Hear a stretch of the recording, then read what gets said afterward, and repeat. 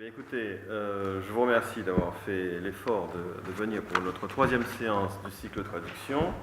Je crois qu'on est en train d'avancer de manière assez ambitieuse finalement par rapport à ce que nous avions défini dès le départ. Je ne sais pas si vous étiez là en janvier, si vous étiez là en février pour entendre ce dont nous avons parlé avec Patrick Saurin à la seconde séance et puis la séance inaugurale où nous avons essayé de planter des jalons.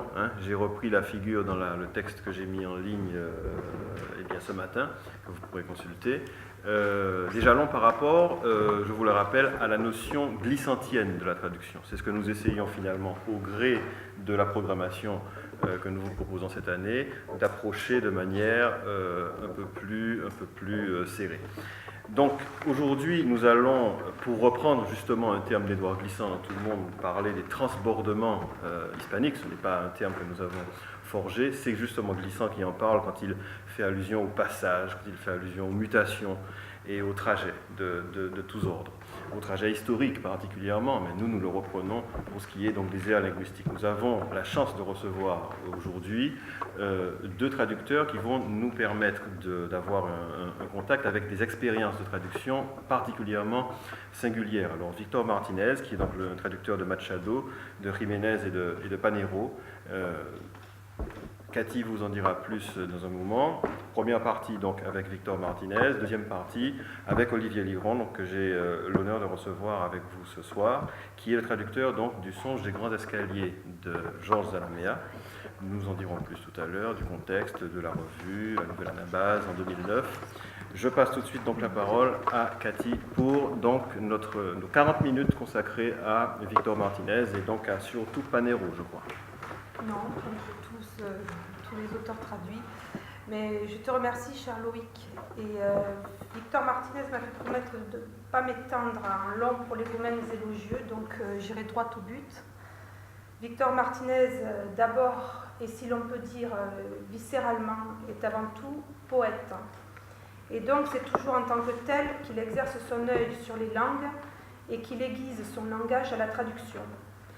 Il est l'auteur d'une dizaine de livres de poésie, dont les derniers s'organisent, pourrait-on dire, en une sorte de suite séquentielle. Poèmes de l'eau, agrégats de face, de charge et de froid, à l'explosif. Les images y sont drues, saillantes, en relief, elles claquent.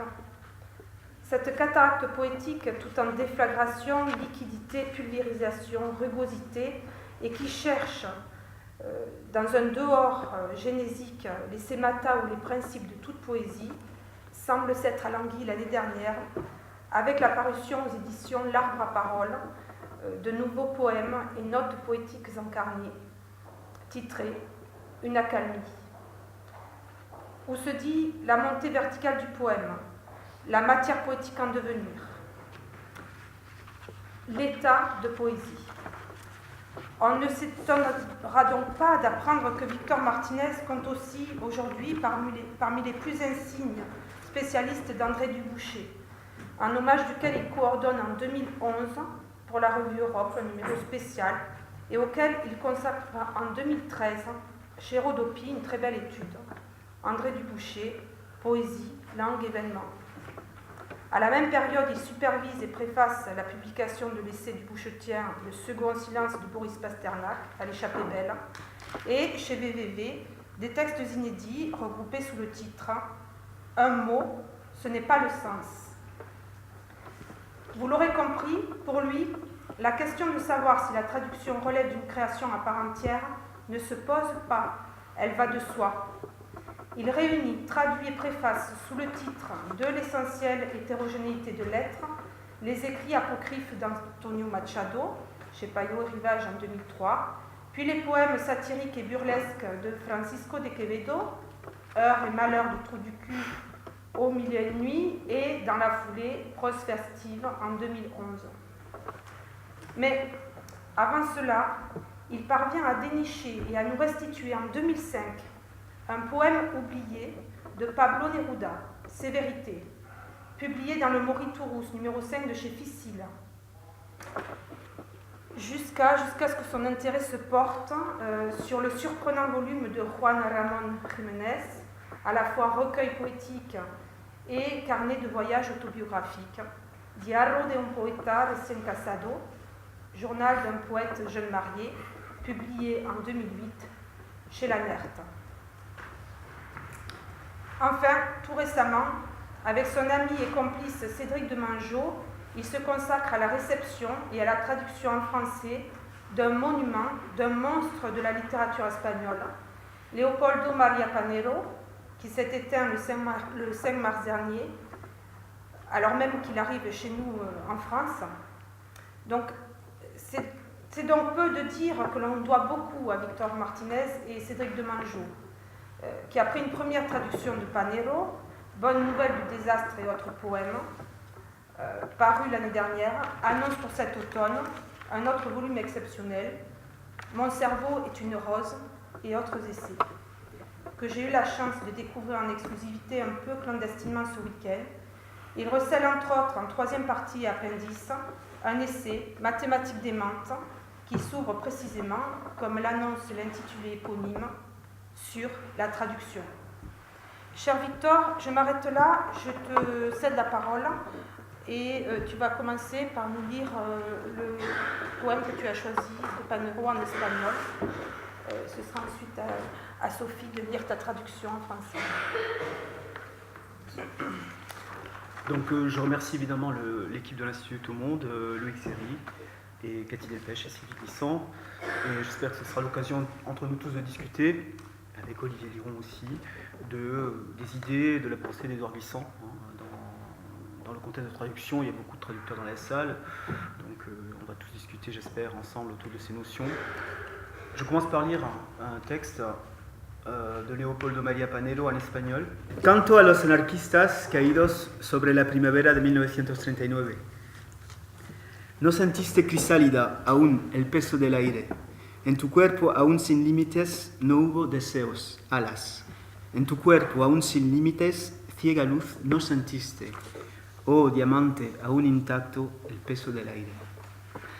A lo lejos, azules las montañas, ¿qué esperan? ¿Por dónde van las águilas? Cruzan sombras la nieve. Canta el viento en los álamos, los arroyos susurran, las luciérnagas brillan en las noches serenas. Olor denso a resina, crepitan las hogueras. Con antorchas acosan y dan muerte a los lobos. En combate de luces derrotada la nieve. Nada turba al jazmín, al aire florecido. Y sus rubias cabezas sobre la hierba húmeda. Son sus ojos azules un volcán apagado. En el viento naufragan sus cabellos de oro. De sus muslos inmóviles tanta luz que deserta. Cómo duele en la sombra desear cuerpos muertos. La mies amarillea, caen a tierra los frutos. Ellos vuelven cansados y no hay luz en sus ojos, pero los huesos brillan y dividen la noche, esta antigua que danza alrededor del fuego. La hora es del regreso y no hay luz en sus ojos. Salpicaduras al borde del camino, cabellos aplastados. La hora es del regreso, tened cuidado, aguardan. Canta el viento en los huesos como en álamos secos. Entra en el pecho, silba y ríe en las mandíbulas. Entre las ramas flota de un ruiseñor el canto, y como un río el viento acaricia sus cuencas. A lo lejos, azules, las montañas, ¿qué esperan? Una antorcha en la mano de mármol, una llama de gas bajo el arco vacila, y sus nombres apenas quiebran la luz del aire. Sepultará la tierra tan débiles cenizas, volarán sobre ellas golondrinas y cuervos, sobre ellas rebaños pasarán hacia el sur, se alzará sobre ellas el sueño de pastores, y desnuda la tierra morirá con la nieve. La hora es del regreso, en sus labios asoman olvidadas canciones, rostros contra el poniente. ¿Qué voló de sus labios al cielo y sus ojos azules?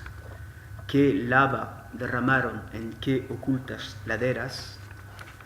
En sus ojos azules se posaba la escarcha, Antaño fue el deseo siempre arrancada venda.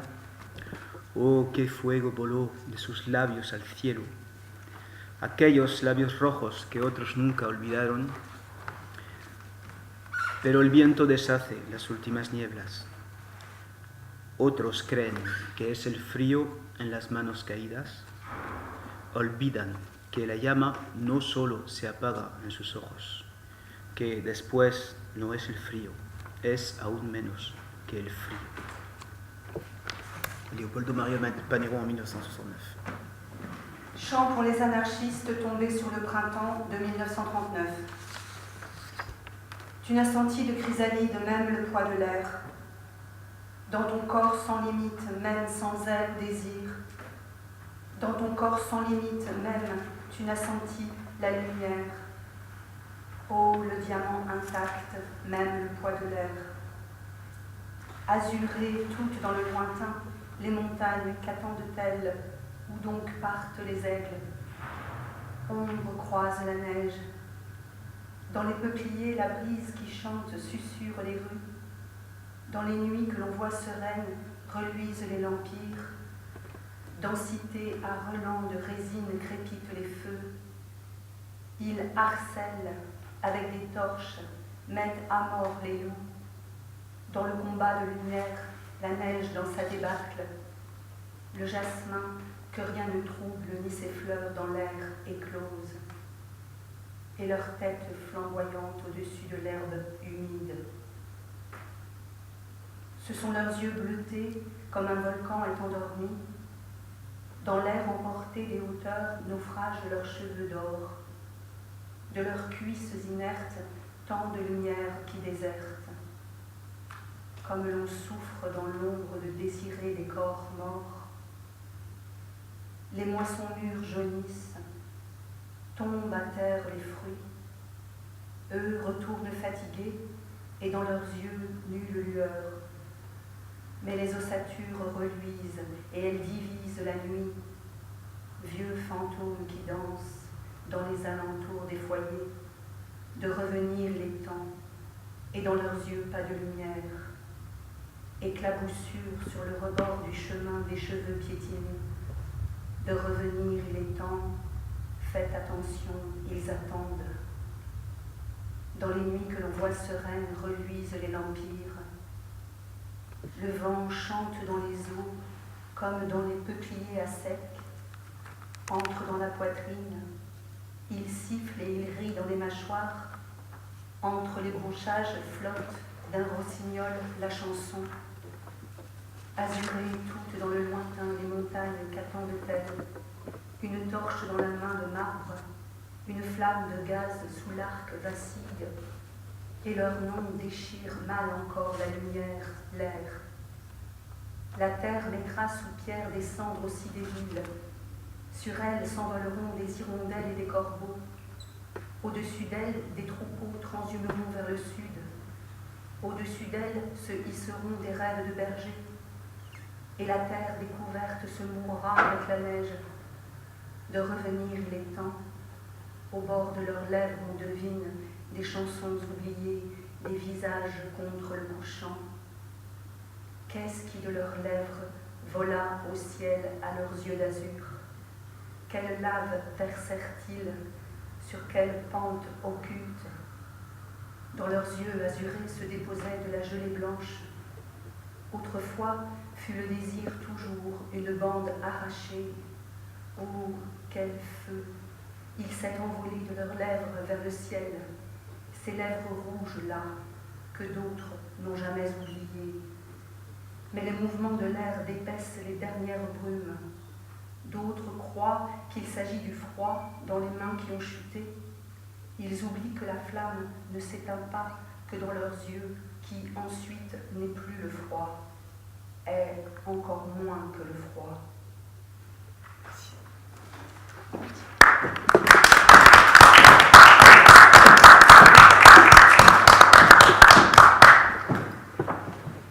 Je vais vous parler tout de suite de la question d'addiction qu'a dû affronter certainement Sophie Bourrel. J'avais l'intention de tenir un propos sur la traduction à l'invitation de l'ITM à partir d'une palette plus large d'auteurs hispaniques. pas seulement ceux que j'ai traduits d'ailleurs, mais comme le poète espagnol Leopoldo María Panero vient de nous quitter il y a quelques jours, ce propos tiendra aussi lieu d'hommage. Voilà. Il n'y a rien d'innocent dans la langue. On pourrait même dire qu'elle contient les morts et les vivants, les erreurs et les chances qu'elle nous offre. Les décisions invisibles que l'on prend à propos de la langue sont les plus sujettes à conséquences. Le poète le sait, la langue, qui est le poète, le sait. Le traducteur travaille sur ces décisions invisibles. Il peut les percevoir ou pas, les tenir claires, posées sur sa table de travail, ou les avoir corporellement intégrées, sans encore pouvoir les nommer. Traduire peut parfois les révéler. Depuis quelques jours, c'est le printemps. Cet atelier parle de transbordement. Je suis lecteur d'Édouard Glissant, mais pas spécialiste. Il m'a semblé que transbordement, dans son œuvre, signifiait aussi la déportation des Africains d'un bord à l'autre de l'océan. Alors j'ai choisi ce poème pour 3 raisons. D'abord parce que, petit 1, il n'est pas innocent dans les décisions de forme qu'il accomplit. Deuxièmement, il parle de printemps, de vie et de mort. C'est le chant pour les anarchistes tombés sur le printemps. Et petit 3, il concerne aussi un transbordement physique et matériel, celui des réfugiés du franquisme lors de la Retirada au printemps 1939. Antonio Machado n'est pas loin. Mais aussi le transbordement de ceux qui passent de vie à mort. Ici, ils sont anarchistes. Et tout en étant morts, ils ne parviennent pas à mourir. Le transbordement de la vie à la mort est entravé, ou bien il se réalise sur une entrave, un empêchement, un obstacle qui ne laisse pas tranquille. Si je commence par lire ce poème, par tenter de me l'approprier par la langue et par le corps, je m'aperçois qu'il est installé sur une décision de forme qui a pour but d'entraver 3 éléments. D'abord, d'entraver le souffle, du lisant. Deuxièmement, d'entraver la lecture des significations à proprement parler. Et bien sûr, troisièmement, d'entraver l'éventuel traducteur. Je m'explique. Il me faut donc présenter mes excuses à Sophie Bourrel, qui a lu admirablement et incorporé la cruauté du maître utilisé par le poète. Je ne l'ai pas prévenue de ce qui était en jeu, je ne l'ai pas prévenue pour laisser faire la langue et la bouche et le corps qui allait dire le poème. Elle me pardonnera, car en tant qu'oralisante de talent, elle aura perçu d'emblée de quoi il était question. La cruauté de ce maître de 15 pieds, pratiquement impossible à dire, renvoie bien entendu à la cruauté des corps privés de sépulture, à la cruauté qu'exerce l'histoire contre les corps, et que le corps lisant enregistre, en quelque sorte accompli, en quelque sorte revit. Le vers de l'espagnol, choisi par l'auteur, est impossible à accomplir respiratoirement. Il présente des indices d'une régularité constamment défaite. Il oscille, en espagnol, dans la version originale, entre de rares vers de 14 pieds, et encore c'est contestable, 14 pieds c'est l'Alexandre en espagnol, et des vers que l'on peut compter en 15, 16 pieds, 17 pieds. Il y a un vers qui saigne abondamment, c'est un des derniers vers de ce poème qui fait 25 pieds, qui se lâche. À cela, évidemment, à ce maître, s'ajoute la non-coïncidence, propre à la modernité, bien sûr, de la syntaxe et du maître. Des rejets, des contre-rejets, des enjambements, des coupures. Et enfin, à cela s'ajoute aussi un propos à l'apparence décousue, où rien n'est nommé, sinon des éléments naturels, et l'allusion aux sépultures absentes et aux spectres, que les formes calmes du printemps redoublent, dans la dislocation insupportable d'un printemps apaisé et d'une réalité décrite comme n'étant pas le froid, étant moins que le froid. Les jasmins aux yeux bleus, la blondeur de leur tête, les montagnes au loin, le vent, le volcan des laves, les brumes, le froid et moins que le froid. Leopoldo María Panero écrit un poème qui est une forme littéraire connue. Il s'agit d'un tombeau. Mais ce tombeau ici est un anti-tombeau. Rien ni personne n'a pu être enterré. Les sépultures sont ouvertes, restent ouvertes à plein ciel. Dans la restitution du vers impossible, je n'ai pas oublié de toucher au lexique. La langue d'arrivée, le français, intervient aussi sur la langue de départ, l'espagnol ou l'anarcho-espagnol de Panero. Le mot luz, lumière, s'entend alors dans la lumière fauchée. Dans la version originale, le mot louth apparaît en fin de vers. Dans ma traduction, j'ai fait une coupure. J'ai fait une coupure, j'ai écrit lu, j'ai fait un tiret et j'ai mis une à la ligne. Le mot couper est donc coupé, j'ai choisi de le couper. Le reste a été rejeté en appui d'effet, en haillons au vers suivant, en cendre. Ce qui manque de tranchant dans le mot lumière, en français, le mot louth l'actualise. Et ce qui est un mot plein en espagnol, louth, redevient un mot fauché par le retour du français sur lui. C'est-à-dire que la traduction intervient aussi sur la perception de la version originale. Ainsi, des coupures lexicales ou métriques qui peuvent paraître dans la traduction française, qui n'apparaissent pas dans la version espagnole. J'ai donc forcé, changé, coupé. Voyez donc que le traducteur, attentif aux formes silencieuses, agit dans la surprise qu'atteignent en lui la mobilité inarrêtée des significations. C'est le contraire d'un formalisme du maître. Dans ce poème, la cruauté est sans nom, comme la vraie violence est sans signe, et aligne des surfaces tranquilles. Ces surfaces tranquilles, sans support, sont l'indice du chaos. Le vrai chaos n'a pas de sémiotique objective. Il traverse les formes et les maîtres, en n'incorporant aucun élément de régularité, en ironisant la langue et ses recours. D'où ma décision, d'abord inconsciente, elle-même entravée, de réaliser ce vers impossible en espagnol, vers impossible pour le souffle et le sens, qui est celui des 15 pieds, j'ai choisi, donc de traduire en vers de 15 pieds en français.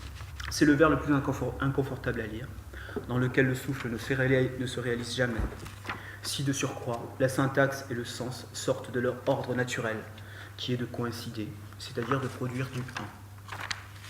Ce poème interdit de manière violente la possibilité du 1.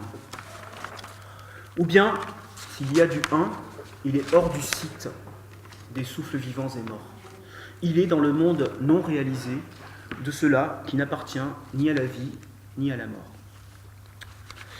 Ce travail de traducteur sur la forme n'est pas un formalisme, parce qu'il n'y a pas de hiératisme figé. C'est bien le contraire qui a lieu, pour moi. Les valeurs, les tonalités circulent trop librement. Le chaud et le froid, par exemple, le lointain calme et l'ici rompu, l'ordre du vivant et l'ordre du mort s'échangent sans accalmie. Les valeurs, en même temps qu'elles s'échangent, restent sur un souffle coupé. La nature qui apparaît ici est une antinature, en fait. C'est ce dont souffre la signification dans ce poème. Ce dont souffre la signification, de par les décisions de forme qui atteignent les significations, c'est d'un excès d'ouverture. Cet excès d'ouverture produit un 1 ironique et un divers incompossible, qu'on ne peut composer, qu'on ne peut assembler. L'excès d'ouverture de la signification actualise une urgence, une demande pathétique, fermée, ce qui est resté douloureusement ouvert. C'est donc d'une urgence à fermer un ouvert insupportable que parle ce poème. C'est d'une fin ontologique et historique dont il est question. Et la cruauté, vous le savez, reste en 2014 actuelle. La dictature espagnole reste actuelle tant que la mémoire collective n'a pas posé un couvercle digne sur toutes les sépultures restées ouvertes.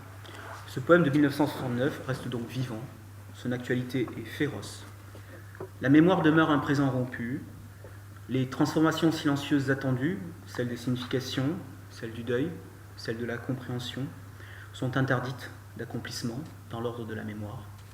Aussi, dit le poème, elles ne sont pas le froid, elles sont moins que le froid. Cette terminaison du poème étant sa non-fin indéfinie. Ce poème révèle et dénonce aussi la langue comme dispositif de structuration des significations et du régime de vie et de mort dans les significations. Le propos du poème apparaît comme un dispositif second. Cette secondarité du propos, elle est propre à la poétique du poète Leopoldo Maria Panero. La forme frappe davantage dans ses décisions invisibles qu'un propos direct. Ce poème est aussi un apax dans l'œuvre de Leopoldo Maria Panero. C'est peut-être le seul que l'on pourrait dire politique. Il a été écrit en 1969 sous une dictature, dont un des poètes officiels s'appelait Leopoldo Panero, le père de Leopoldo Maria Panero. Ce chant, pour les anarchistes tombés, ne peut donc être ni chanté ni crié. Il se propose à un niveau de lecture second. Nous le faisons pourtant, le chanter, le dire et le crier. Nous l'avons fait faire à Sophie Bourrel parce que, de quelque manière que ce soit, il doit être dit. L'interpellation est cruelle, sur fond de pacte de lecture détruit. Ni les mots, ni les consciences, ni la relation esthétique ne sortent intacts de l'appel des morts sans mots.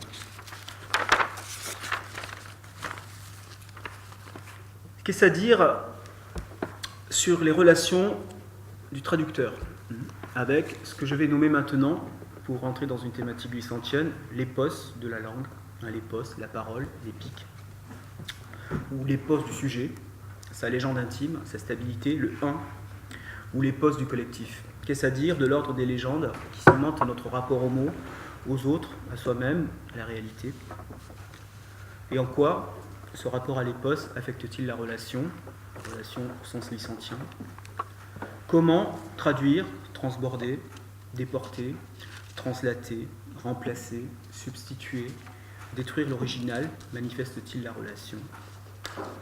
Jusqu'à quel état du chaos des langues, c'est-à-dire des mémoires, c'est-à-dire des vivants et des morts, peut se porter le travail de traduction? Y a-t-il des limites aux relais et aux distraits dans l'exercice de la traduction? Je reprends les formulations d'Édouard Glissant. Et enfin, la traduction est-elle affaire de mots uniquement? J'ai donc choisi ce poème, effectivement, parce qu'il met à l'épreuve la notion de relation. Ce poème reconduit l'état d'une relation interrompue. Ce qu'il relaie, c'est la relation à un état arrêté, dénudé. Cet état de la non-relation, je souhaitais le soumettre comme question dans cet atelier, cette séance d'atelier. Nous confronter ou me confronter à un poème porteur d'une relation interdite m'a semblé nécessaire. C'est une question qu'il me semble qu'Édouard Glissant n'a jamais cessé de se poser. C'est la question que son œuvre n'a jamais quittée. Je veux dire la question de l'autre, et d'abord de l'autre pathétique. C'est ainsi que le livre des morts de l'ancienne Égypte occupe une place éminente dans la pensée glissantienne. Ce poème de Panero est aussi un livre des morts. Nous connaissons tous le thème de la folie, cela. Il ouvre définitivement l'œuvre d'Édouard Glissant en interrogation. Ce poème aussi est aussi un poème de la folie des significations et de leur intraductibilité. Panero peut dire, je le cite, « Le fou erre, mais il ne se trompe pas ». Et pour finir, et pour laisser la parole à Olivier Liron et à son travail, je voudrais soumettre l'hypothèse pour introduire un peu de jeu. L'hypothèse que le traducteur est un batouto. Qui est-ce qui traduit? Souvent, ce sont les indigents, les étudiants sans ressources, les Raskolnikov et autres Baudelaire, les écrivains et poètes appauvris. Parfois, plus confortablement, c'est heureux, il y a des professeurs, certaines professions libérales. Anciennement, ce pouvaient être des aristocrates. Le traducteur, jusqu'à notre modernité littéraire, n'était pas mentionné sur les éditions, à peine rémunéré. C'était accablant pour lui, mais c'était aussi une chance d'intervenir invisiblement sur la langue, de prendre des décisions de forme invisibles à un niveau premier. C'est ce que j'ai tenté de faire dans ce poème de Leopoldo Maria Panero. Et voilà, je lance l'idée que le traducteur est peut-être un batoutou. Je passe immédiatement la parole à Loïc Serry, qui va nous parler d'Olivier Liron et de son travail. Bien, écoutez, oui, commencer à parler à partir des batoutos, c'est vrai que c'est encore plus difficile parce que c'est un peuple qui est invu, comme disait Glissant. Or, bon, pour rebondir un petit peu sur l'introduction que Cathy a fait tout à l'heure à propos de Victor Martinez, je dirais que bon, ce n'est peut-être pas un atavisme péassien, mais enfin il y a peut-être de cela, de notre part, en tout cas de ma part, que d'insister sur une sorte d'éloge ce soir. Parce que je vais vous présenter dans un moment, là, une expérience de traduction qui est quand même une expérience de novation. nous avons en 2009 pu concrétiser cette expérience autour d'un numéro particulier, d'un numéro spécial, d'une revue qui a été créée, qui s'appelle donc la Nouvelle Anabase et qui est donc consacrée à Saint John Perse et que j'ai l'honneur donc de diriger. Et il se trouve donc qu'à cette époque, on s'était posé la question de savoir comment renouveler l'approche de la question des traductions de Saint John Perse. Les traductions de Saint John Perse, vous savez que dans la programmation qui vous est proposée cette année, nous aurons toute une séance qui sera consacrée à la traduction anglaise de Saint John Perse avec le plus grand spécialiste de la question, à savoir le professeur Roger Little.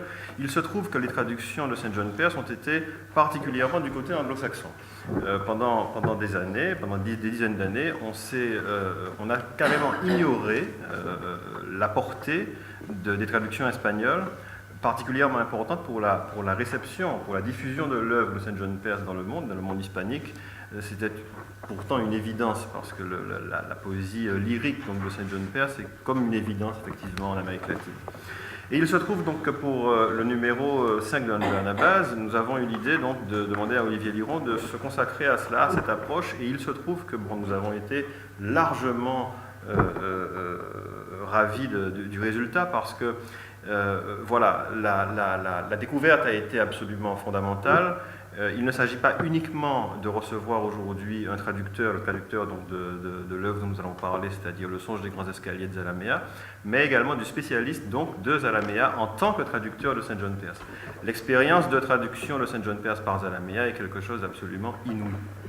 Je le dis, je n'ai pas peur de le dire, c'est vraiment quelque chose de singulier, parce que d'abord vous avez une relation de critique, une relation de lecteur qui est celle d'une rencontre foudroyante, exactement comme celle qui est présentée par Léopold Sédar Senghor dans sa découverte de l'œuvre de Saint John Perse. Une relation critique, une relation ensuite de traducteurs, des traducteurs particulièrement exigeants, et puis c'est une relation qui va se muer progressivement en création.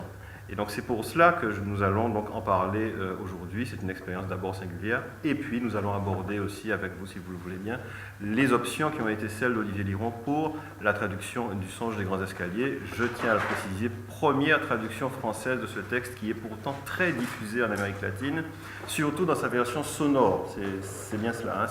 C'est un texte qui a été enregistré par Zalamea lui-même lors de sa sortie, et donc qui a été diffusé par donc, cette version sonore un peu partout en Colombie et en Amérique latine. Alors, bon, mais écoutez, on va commencer par le début. Qui était finalement Zalamea, sa vie, son œuvre, hein, l'itinéraire en tout cas à la fois de cet homme politique et puis de ce poète et de ce critique. Voilà. Merci, merci Loïc. Je remercie aussi Sylvie Glissant et l'Institut de Tout le Monde pour leur invitation.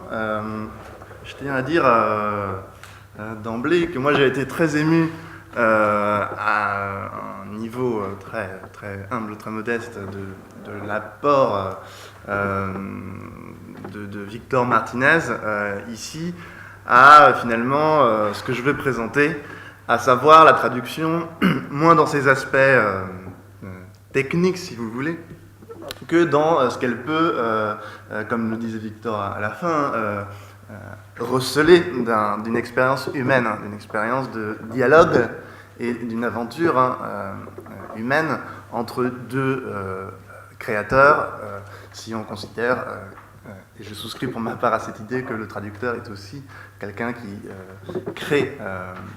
qui recrée un texte. Dans le cas de Zalamea, qui est un poète et homme politique colombien, qui est né en 1905 et qui meurt en 1969, soit à peu près à la même époque, si vous voulez, que celui qu'il va traduire, dont il va être le principal traducteur, un autre poète, avec Panero. On a trois poètes ici à mettre en regard d'Édouard Glissant, qui sont très singuliers, chacun. Zalamea va découvrir Saint John Perse. Zalamea est un poète et romancier qui est très méconnu en France, effectivement, pas dire totalement inconnu, mais dont l'œuvre est beaucoup plus connue en Colombie, du moins, et un petit peu en Amérique latine, et qui est un poète et homme politique qui s'est illustré à partir des années 50 et 60 notamment. Un de ses textes les plus connus est un roman, un récit, un roman, qui s'appelle Le Grand Burundun, Burunda est mort, qui est un roman sur la déliquescence d'un dictateur latino-américain. Vous savez qu'en Amérique latine, on a beaucoup de romans sur la figure du dictateur, sur la figure du monstre. À travers la figure du monstre, on va pouvoir camper la figure du dictateur. Donc Zalamea, comme beaucoup d'écrivains en Amérique latine, c'est un poète et un écrivain qui a articulé son écriture à une pensée, sinon directement politique, du moins une pensée de témoignage. L'idée que l'écrivain témoigne en Amérique latine est consubstantielle souvent de son statut d'écrivain. C'était quelqu'un qui témoigne. Et dans ce cadre, Zalamea, donc, ça s'écrit avec un Z, Zalamea, pour les latino-américains, Salamea, avec un Z qui se prononce comme un S. Cet écrivain va découvrir Saint John Perse dans la Seconde Guerre mondiale, à un moment où, comme vous le savez, on s'interroge sur l'inanité complète, sur l'inanité, l'absurdité d'une poésie ou d'une écriture de divertissement après Auschwitz, après l'horreur d'Auschwitz. Vous connaissez peut-être les textes d'Adorno, notamment sur l'idée qu'on ne peut plus écrire une œuvre de divertissement après les horreurs de la Seconde Guerre mondiale. Et Zalamea va découvrir Saint John Perse dans ce contexte où il a fait l'expérience des avanies déjà qui concernent, qui affectent l'homme politique qu'il est pendant les années 30, participe à la révolution libérale en Colombie, premier gouvernement de Pumarejo, et donc il va être emprisonné, il va être exilé. Et dans ce contexte, il va découvrir Saint John Perse avant une carrière diplomatique qui le rapproche un petit peu aussi de Perse. Il le découvre sur un mode très personnel, sur un mode qui est celui de la ferveur, qui est celui de la passion, qui est celui vraiment de la rencontre humaine. Et pour lui, si vous voulez, Saint John Perse représente le héros, au sens de celui qui porte une parole, d'une possibilité encore, ce qui est une position outrancière, pour les raisons que vous imaginez, comme la possibilité encore d'un humanisme, d'une poésie du monde, d'une poésie du réel, dans ce contexte si particulier de la Seconde Guerre mondiale. Et donc, il dit de Saint John Perse que c'est une consolation poétique, la formule est de Nietzsche, une consolation qui va être une thérapeutique, selon donc Zalamea, qui va être une thérapeutique à l'horreur de la guerre. Je cite un texte de Zalamea qui est pionnier dans les analyses qu'on a pu faire de la poésie de Perse, qui date de 1947, c'est-à-dire vraiment au moment des tout premiers textes qui sont consacrés à Perse et à l'originalité de sa poésie. Zalamea écrit « Dans la dernière étape de sa création poétique, Exil, Saint John Perse paraît être lui-même le protagoniste de ses chants. Le désastre du monde contemporain a fait de l'explorateur d'antan un exilé. La mère et la sœur sont absentes, la patrie est perdue, la terre des hautes entreprises est souillée, les hiérarchies sont confondues, les coutumes parcimonieuses et les amitiés princières abolies. Mais le poète ne peut se taire, car sa mission est de témoigner du monde. » Donc ce texte de la consolation poétique va constituer l'assise d'une lecture de Saint John Perse, d'une rencontre très fervente avec Saint John Perse sur le mode vraiment de la ferveur. Il parle de Saint John Perse comme Claudel raconte que le jour des vêpres de Noël, il rentre à Notre-Dame pour se convertir à la foi chrétienne. Si je peux me permettre de t'interrompre, il y a une donnée peut-être personnelle aussi dans cette rencontre, parce que c'est ce que tu avais, c'est ce sur quoi tu avais focalisé dans les premières pages de ton étude, c'est-à-dire que c'est vrai qu'il y a une donnée historique qu'on ne peut pas nier, celle de la sortie de la Seconde Guerre mondiale et effectivement, comme tu l'as dit, le refus d'une poésie qui soit pure art ouvragé. Mais ce qui est singulier dans l'expérience de Zalamea telle que tu la restitues, c'est une expérience personnelle. Et d'ailleurs, tu insistes là-dessus. Tu parles d'une expérience curative pour lui. D'ailleurs, ça nous amène quasiment sur des chemins psychanalytiques. Il y a des données dans la consolation poétique, à laquelle tu faisais allusion, des données vraiment très intimes. Il dit ceci, il dit « j'ai été victime ». Ça, je ne crois pas qu'on peut simplement ramener ça uniquement à l'histoire, avec un grand H. J'ai été victime, dans ma vie personnelle, de cette méchanceté mesquine qui m'a harcelé pendant plusieurs mois. Alors ça, je trouve ça intéressant parce que quand un créateur se met à avoir ce discours très personnel, il faut toujours, je crois, ouvrir les écoutilles. Je ne saurais jamais quelle source elle aura tari en moi, ni de quelle façon elle m'aura durci le cœur. Ce dont je me souviens le mieux, c'est que les blessures ne m'étaient pas aussi intolérables que le fait de voir des gens à qui je faisais don d'amitié, d'amour et même d'admiration, victimes de cette misérable contagion. J'avais la sensation d'une épidémie, un de ces fléaux mystérieux qui couvrent d'écailles purulentes les visages les plus beaux et qui était venu s'abattre sur une grande famille qui serait la mienne. Et ce qu'il dit, c'est que le contact avec la poésie de Saint John Perse, la découverte de la poésie de Saint John Perse, ou plutôt le fait qu'il y retourne finalement, il l'avait déjà étudié, mais comme de manière un peu desséchée, c'est ce qu'il dit, eh bien lui offre, comme par une sorte de révélation, une sorte de... ce que tu appelles un alexithère. Je dois dire que je ne connaissais pas ce terme. Alors l'alexithère, oui, c'est un remède. On a le terme dans le cahier de Césaire, par exemple, c'est l'idée que c'est un remède, un alexithère, c'est un remède contre justement la souffrance, contre la maladie.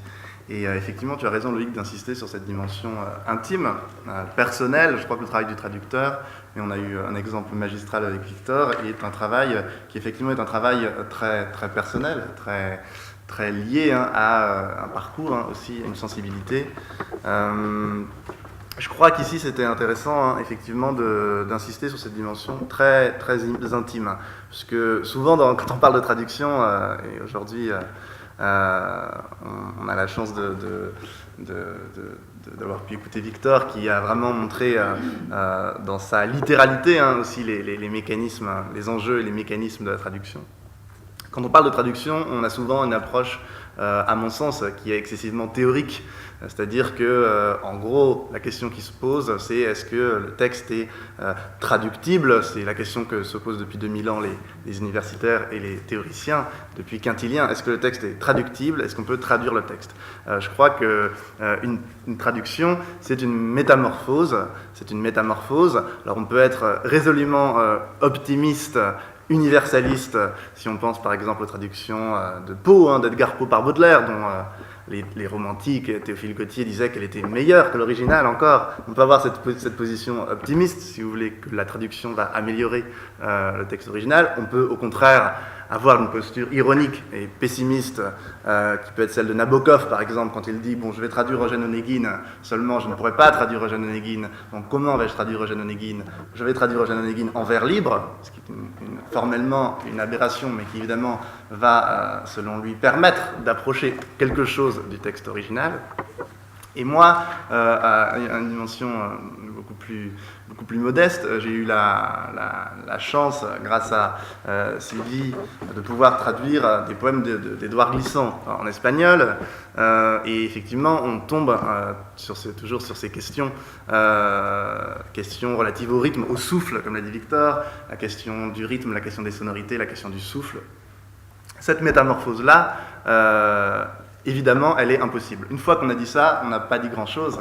Et Borges disait, de façon très ironique, que c'est un truisme de dire que toute traduction est impossible. Effectivement, la traduction réussie relève de la bêtise, de la fatigue, ou pire, selon Borges, de la religion. Donc la traduction, elle est toujours imparfaite. Une fois qu'on a dit ça, il faut dépasser l'horizon simplement de la fidélité, à mon sens. Savoir si, oui, je suis fidèle au texte, ou non, je ne suis pas fidèle au texte, je suis coupable. C'est ce que dit Henri Méchonic, hein, par exemple, qui a beaucoup travaillé sur la traduction, dépasser simplement l'horizon éthique de culpabilité, de fidélité, et arriver à quelque chose qui est beaucoup plus important, qui est la relation nourricière du traducteur à l'œuvre originelle. Il y a un autre texte qui est amusant sur la traduction, qui est un texte de Richard Brautigan, encore un écrivain très différent, qui met en scène dans Tokyo Montana Express, qui est une passerelle entre deux univers très éloignés que sont le Japon et les États-Unis, un exercice de traduction anthropologique, de transbordement pour le coup. Ils mettent en scène deux fermiers, deux agriculteurs qui regardent un programme consacré à la possibilité de traduire des poèmes dans une autre langue. Et les agriculteurs contemplent le programme en s'interrogeant effectivement sur la question de la perte des significations, et l'un d'eux finit par dire que certes les significations se perdent, mais que lui il a perdu un veau l'an dernier et qu'il a même perdu sa femme. Donc sous la forme de la boutade, ce que veut dire Brautigan, c'est que l'horizon de culpabilité, l'horizon éthique n'est pas peut-être pas essentiel dans la question de la traduction, du moins une éthique de la fidélité. Il y a quelque chose d'autre. Et dans le cas de Zalamea, c'est une rencontre que je suis en train un petit peu de présenter entre deux poètes, deux créateurs, sur le mode d'une métamorphose. C'est-à-dire que, comme le disait Loïc, Zalamea va traduire perse pour lui, avant tout, pour lui-même. Il va en faire des traductions très exactes, sachant que la poésie de Perse, si vous la connaissez un petit peu, est fondamentalement associée au réel. C'est ça qui fascine Zalamea, c'est une poésie du réel, une poésie de l'exactitude en particulier. Et cette dimension de référent est très difficile à l'épreuve de la traduction, puisque la traduction va être un prisme qui va mettre à l'épreuve la question de la désignation du monde, la question de la nomination exacte du monde. Quand vous nommez par exemple une plante, quand vous nommez un oiseau, vous avez une langue qui est officielle, une langue scientifique, qui est la langue latine, et vous avez la langue vernaculaire. Donc quand vous transposez dans une autre langue, sur un autre continent, la question de la nomination dans la traduction se pose avec beaucoup d'acuité. Et Zalamea va faire ce travail vraiment avec passion de transposition, de passage d'une langue à une autre, et aussi un enjeu historique d'un continent, d'une situation historique à une autre, au tournant des années 50 et 60, je crois qu'on va... Alors ça, si vous voulez, moi je trouve ça particulièrement passionnant pour nous et pour notre motif finalement de pister au gré de notre programmation les grands traits de la conception glissantienne de la traduction.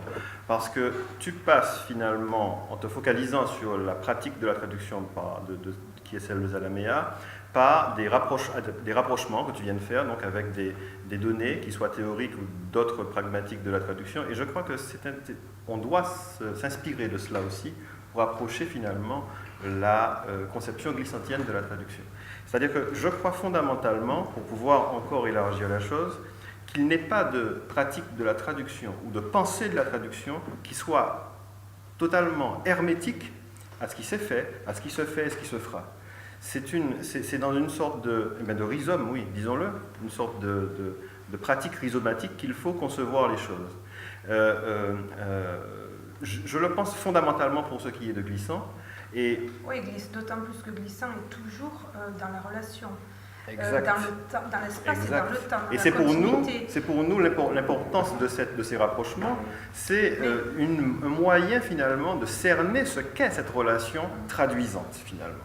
Alors pour en revenir à Zalamea, en somme, si je comprends bien, toujours en essayant de faire ces rapprochements comme on peut, il y a dans ce passage de l'activité de puocritique à celui de traducteur, on va en venir après au passage encore plus passionnant qui est celui de créateur, il y a finalement la volonté de prolonger ce qui a été commencé dans la critique. C'est-à-dire que l'activité qu'il appelait de traduction est une activité herméneutique. Est-ce que c'est cela? Est-ce que c'est effectivement ce que j'ai compris de cette pratique qui tend à pister le sens par la pratique de la traduction qui est celle de Zalamea? Est-ce que c'est ce qu'il essaye au regard de l'œuvre de Saint John Perse? Oui, merci Loïc.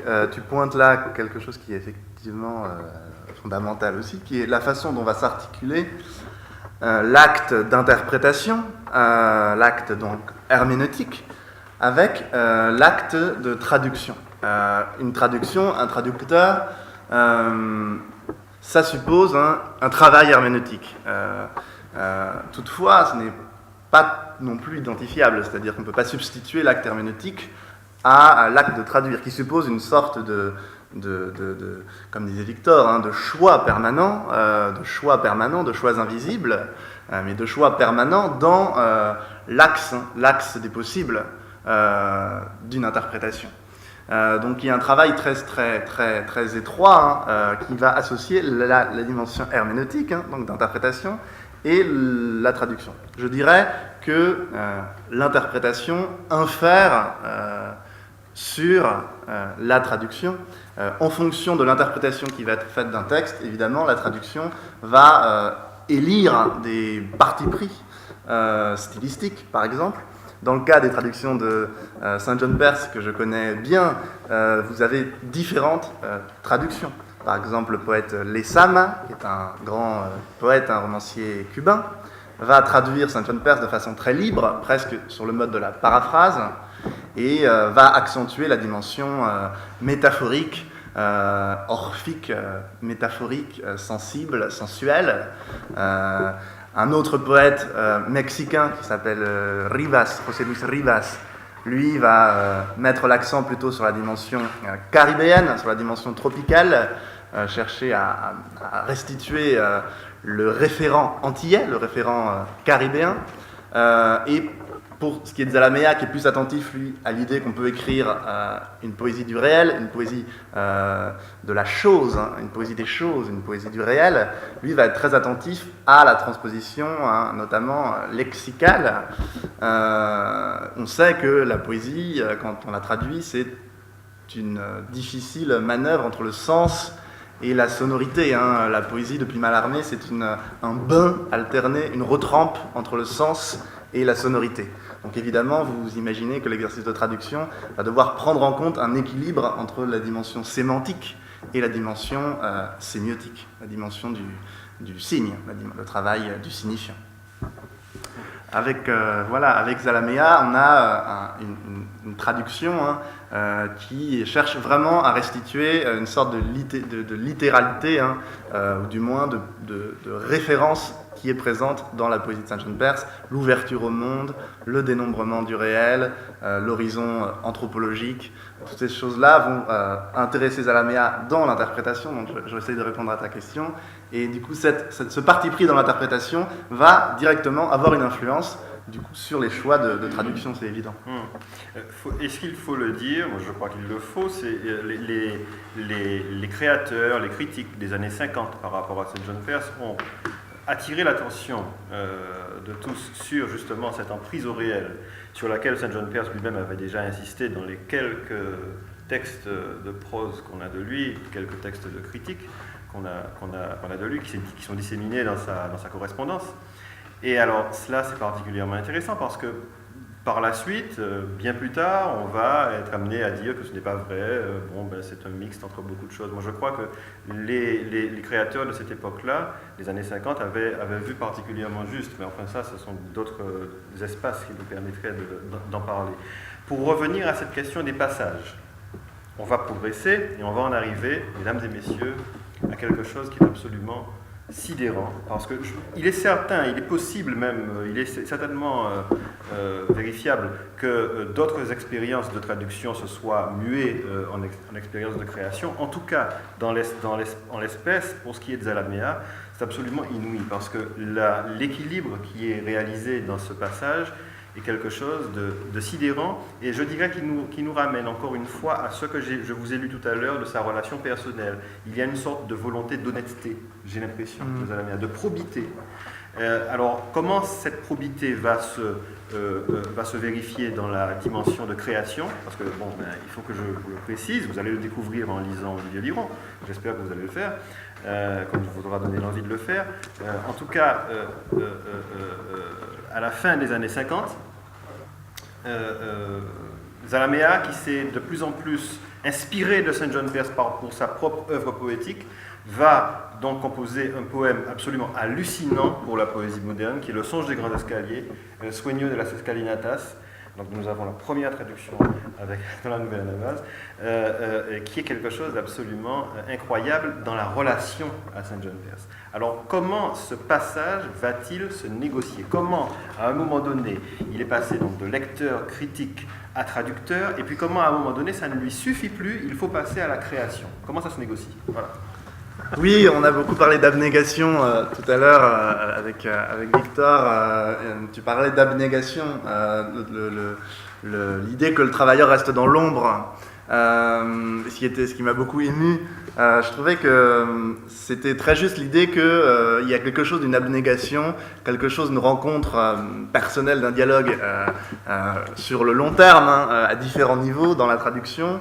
On a parlé de réception, d'interprétation, de lecture passionnée d'une œuvre, qui est une sorte de premier moment, si vous voulez. Il y a le moment de la traduction qui va supposer le travail littéral sur le texte.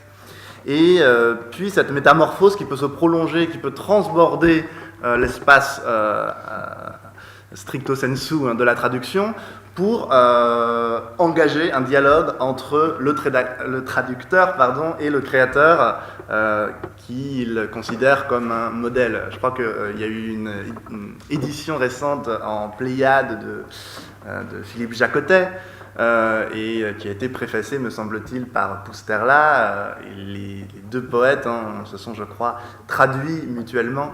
Il y a donc d'autres cas de traduction très importantes entre deux créateurs. Voilà.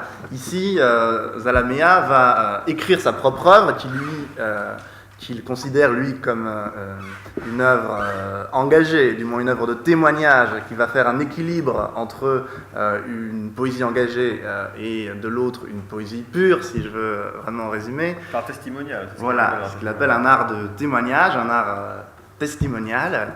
Et en 1959, il va commencer une œuvre que je considère effectivement littérairement très intéressante, puisqu'elle me semble anticiper sur un texte aussi important aujourd'hui que Les damnés de la terre de Fanon, et la rédaction a commencé quelques années auparavant, quelques années avant le texte de Fanon, et qui est un hymne, si vous voyez un petit peu la poésie de St. John Perse, qui est un hymne qui va prendre les moules rhétoriques de la poésie de célébration, de la poésie encomiastique de St. John Perse, pour la mettre au service d'une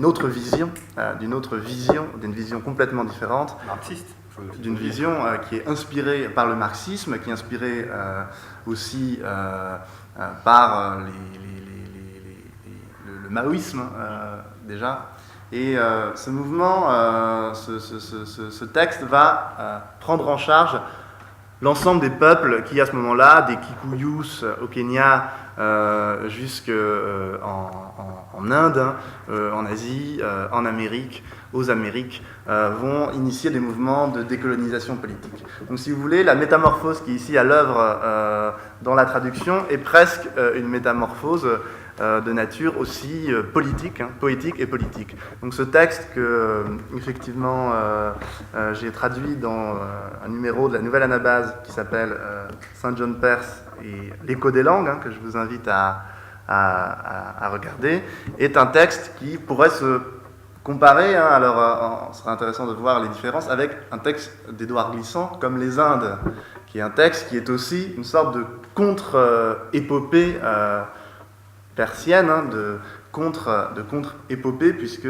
Édouard Glissant voit dans un texte comme Vent de St. John Perse une épopée occidentale. C'est très intéressant parce que nous avons là en tout cas une similitude dans la relation à St. John Perse. C'est-à-dire, c'est une relation qui n'a rien de conflictuelle, c'est une relation qui est d'adhésion à l'œuvre avant toute chose. Même si par la suite, justement, il convient pour le créateur de dire son fait, finalement.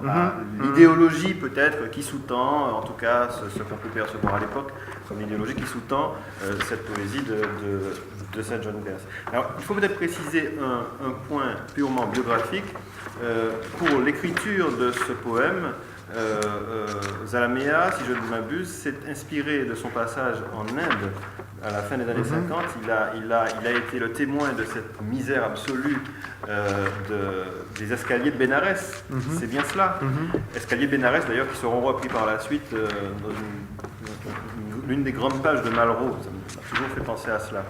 Et alors, cette vision absolument on va dire dantesque, vraiment, de ces escaliers de Bénarès s'oppose, on va dire de plein pied, à la vision du monde qui est celle de St. John Perse, qui est une vision seigneuriale, comme vous le savez, effectivement, on ne peut pas le contester, mais en empruntant les schèmes linguistiques, en empruntant la stylistique, en empruntant l'énonciation même qui est celle de St. John Perse, et alors faire cela sans être dans le pastiche, parce que ce n'est pas de cela qu'il s'agit, c'est quelque chose de beaucoup plus sérieux qui est engagé là, je crois. Faire cela en conservant un équilibre entre, non pas la révérence, mais l'hommage, et le fait d'appuyer sa propre vision, qui est une vision à l'époque pleinement marxiste, effectivement, alors là, je dois dire que je ne connais pas d'équivalent. Voilà. Oui, il y a quelque chose de surprenant par rapport à ce thème de l'allégeance à un modèle. C'est-à-dire que Zalamea, toujours, à la fois est dans l'hommage et dans un geste, je crois, éminemment fort d'hommage, et en même temps et dans le même moment de transgression. Et je crois qu'on oppose trop facilement le salut et le blasphème, l'allégeance et la transgression. Je crois que d'ailleurs, pour comprendre la relation d'Édouard Glissant aussi à St. John Perse, il faut réussir à avoir, je crois, simultanément ces deux aspects de fascination et de contestation mêlée, conjointe. Et je trouve effectivement fascinant d'écrire un texte où Zalamea va imiter, on pourrait le croire à premier abord, les modalités de l'hymne auquel on associe St. John Perse, de façon d'ailleurs parfois un peu caricaturale.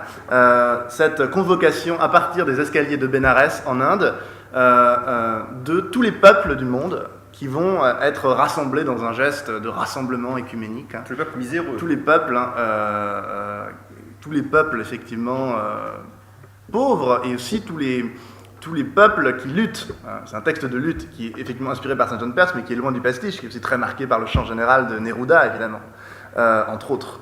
Et donc, qui va presque expliciter cette contestation de l'hymne métaphysique qui est je vais faire entrer la poésie hymnique dans l'histoire. Je vais faire entrer la poésie lyrique dans l'histoire, de même que Neruda, à un moment donné, se dit j'arrête avec mes crépuscules et j'écris une poésie que je veux impure, que je veux engagée. Alors c'est beaucoup moins clair que ça, les deux dimensions se mêlent toujours. Mais la dimension historique que St. John Perse évacue explicitement, il dit je parle comme je parle dans l'Égypte ancienne, je parle d'un point de vue qui est extrêmement singulier, extrêmement fort, qui est un point de vue anthropologique. Zalamea, comme Édouard Glissant, me semble-t-il, évidemment, inclut et pose comme condition humaine, une condition historique, une condition de lutte dans le contexte qui était celui des années 50 et 60. C'est pour ça que je disais que je ne connais pas d'équivalent, à l'exception notoire, évidemment, du glissant des Indes. Mais là, ce qui est particulièrement troublant, à la limite, c'est comment il réussit à mettre ces mots dans le moule persien à ce point, parce qu'il y a véritablement, on pourrait le dire, une sorte d'imitation quasiment. Comment il est très patente au début, notamment du texte, comme si le texte commençait par cette invocation tout à fait persienne, et peu à peu se transformait, voire même se délitait parfois en un rassemblement tout à fait désordonné qui s'accélère de tous ces peuples en lutte sur la scène de l'histoire, sur le théâtre de l'histoire, qui ici figurait par cet hémicycle de marche au bord du fleuve sacré, le fleuve sacré représentant à certains moments dans le texte la poésie elle-même, c'est-à-dire le long fleuve de la parole, le long fleuve métaphysique qui est bafoué parfois par les croyants. Il y a un moment dans le livre, dans ce poème, dans ce grand poème qui fait une 50aine de pages, où Zalamea dit « Voici le fleuve, ô croyants, voici le fleuve, il est avec nous et il est contre nous ». C'est-à-dire que ma poésie, elle va dans le sens de la célébration, elle va dans le sens dionysiaque, qui est celui de Saint John Perse, mais elle va aussi dans le sens de la contestation, de la révolte, de la destruction, qui est quelque chose de très opposé.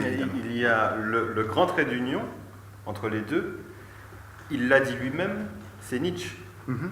C'est-à-dire dans cette dimension dionysiaque. Zalamea a été traducteur justement, pour le coup, de Nietzsche au début de sa carrière en Amérique latine. Il a traduit Nietzsche, il a traduit Nietzsche en espagnol. C'était pour lui une sorte de lien effectivement avec la poésie de Saint John Perse, cette poésie de force, de vitalité, intimement nietzschéenne aussi. Vous savez qu'à la même année que nous avons sorti ce numéro de la Nouvelle Anabase, est sortie une approche absolument magnifique de l'héritage nietzschéen de Saint John Perse, qui s'appelle justement Saint John Perse, neveu de Nietzsche. Donc une sorte de parenté organique qui est donc la même que celle de Zalamea et qui permet à ce verbe dionysiaque de finalement réconcilier les contraires, parce que c'est bien de cela qu'il s'agit.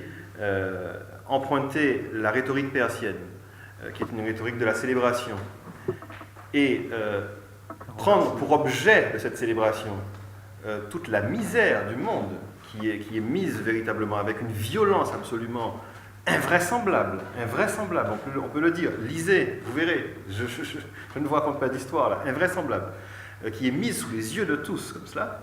Eh bien, c'est effectivement un tour de force. Alors, ce que je voulais que l'on aborde avant d'entendre ce texte véritablement en espagnol puis en français, c'était les options, d'une certaine façon, qui ont été les tiennes pour aborder la traduction de ce texte absolument foisonnant, absolument énergique.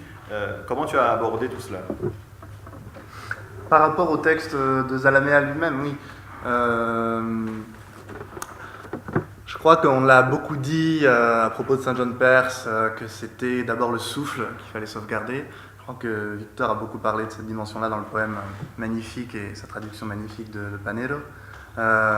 Comment est-ce qu'on restitue le souffle d'une œuvre ? Comment est-ce qu'on, au-delà même des questions lexicales ou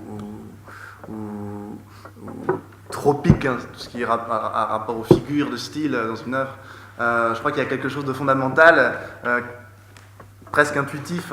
Victor en a parlé de façon beaucoup plus magistrale et technique, mais je crois qu'il y a vraiment quelque chose de l'ordre de l'intuition, de la volonté de traduire un souffle qui est quelque chose qui n'est pas conceptualisable. Enfin, ce qu'il y a dans la poésie, quelque chose qui échappe au concept. Alors, effectivement, il y a quelque chose dans la traduction qui va aussi échapper au concept. C'est-à-dire qu'on ne peut pas se contenter pour étudier la traduction des théories de la traduction. C'est quelque chose d'autre qui est dans l'œuvre, qui est dans l'art, qui échappe au concept. Il y a quelque chose qui est de l'ordre du souffle, quelque chose qui est de l'ordre de l'ébranlement, de l'émotion, de la commotion, quelque chose qui est de l'ordre du souffle. Et ça, quand on traduit, on est obligé de le prendre en compte. C'est même peut-être ça qui donne l'impulsion première à l'envie de traduire. Si ce n'est pas une commande ministérielle. Donc c'est quelque chose qu'on a envie de restituer. C'est quelque chose qu'on a envie de restituer. Alors je ne vais pas entrer dans les détails, effectivement, mais il y a beaucoup de formules en espagnol qui vont impulser un ton, qui vont donner un ton. Qui vont donner un ton qui ici est un ton très péremptoire, un ton qui est très comminatoire parfois, presque menaçant vis-à-vis de cet ordre établi qu'il va s'agir d'ébranler, de détruire. Et donc j'ai essayé de rendre, de restituer la violence, la dimension péremptoire de cette parole-là. Une parole qui se veut prophétique, qui se veut dans la lignée du romantisme prophétique. Voilà, je pense que c'est quelque chose quand même qui tient beaucoup au rythme, si on veut être un peu plus technique, qui tient aux questions du rythme, aux questions du maître, aux questions du rythme, aux questions du souffle. Je peux témoigner en tout cas de la minutie de cette traduction d'Olivier Liron, parce que je me rappelle à l'époque où nous composions ce numéro, de ses retouches et puis particulièrement des assistances qu'il avait, parce que vous savez que c'est une traduction bilingue, vous avez donc un côté la version française et puis donc il insistait sur la disposition typographique tout particulièrement, c'est un traducteur d'une grande minutie. Je voulais ajouter quelque chose d'extrêmement important quand nous faisions le rapprochement avec Édouard Glissant tout à l'heure. Il faut le savoir, là encore une fois, je vais certainement dire quelque chose qui sera certainement vertigineux pour vous, et pourtant c'est vrai. Zalamea, en 1965, préfigure l'anthologie La Terre, le Feu, les vents de Glissant, avec un texte sublime qui s'appelle La poésie ignorée et oubliée. Et comme tu dis, c'est une vaste anthologie commentée des textes des 5 continents, des Iroquois aux Esquimaux, des Champs-Pygmées à Saint-Jean-de-la-Croix.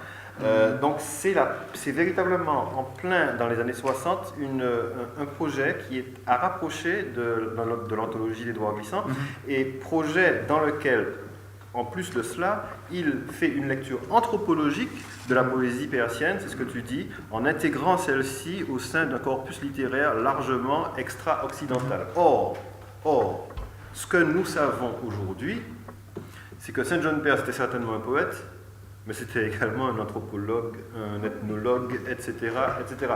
C'est-à-dire qu'il y a dans la poésie de quelqu'un qu'on a dit être le trouvère de l'Occident, eh bien, il y a une porosité au monde qui est absolument incroyable, mais qui est toujours évidemment amenée selon sa rhétorique à lui, etc. Et donc, pour cela, je voulais absolument citer ce texte, La poésie ignorée et oubliée, et en tout cas, grâce à Olivier Liron, nous ne l'oublions pas. Alors, nous allons passer à la lecture que vous attendez tous, je le sens, donc du début du Songe des grands escaliers, d'abord en espagnol par Olivier Liron, et puis ensuite, donc jusqu'au moment que nous avions choisi. Donc c'est certainement, je dirais, l'exposé de cette sorte de déflagration qui va intervenir dans les pages suivantes, donc du début jusqu'au grand incendie. Voilà. Je te laisse la parole.